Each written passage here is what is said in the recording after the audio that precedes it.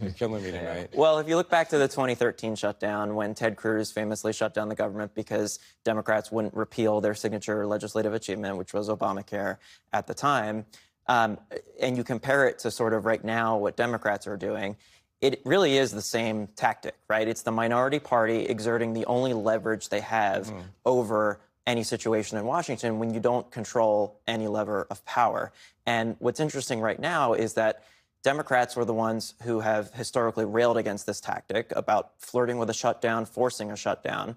But they are openly saying this time is different because, in their view, you've got a lawless president. Democrats, the Democratic base wants them to fight harder. And that's not just a trite phrase. I mean, it's literally true. Like, that is what the base of the Democratic Party wants. And in the Senate, that is what's being reflected right now when you see everyone from Chuck Schumer to retiring Senator Jeanne Shaheen from New Hampshire, historically a moderate and bipartisan dealmaker, at this point right now on the same page.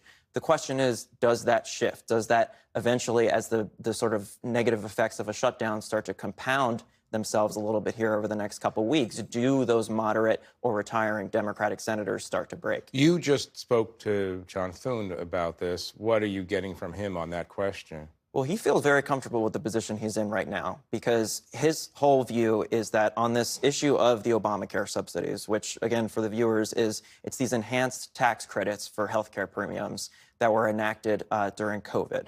And his whole thing is, I'm happy to negotiate on that, but once the government is open, right? He's taking the Democrats' position from 2013 and then 2018, 2019, which was don't hold the government hostage for a policy priority that you're seeking, right?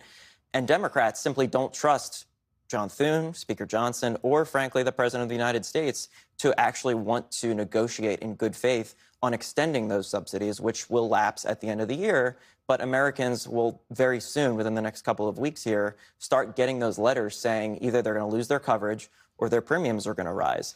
And an election, 2026, where cost of living is going to be the big issue that could be detrimental to Republicans in many races, if you add on top of it people's premiums going up, that's a problem for Republicans, and I think they recognize that. We're gonna come to the possible consequences in a minute. I want to talk about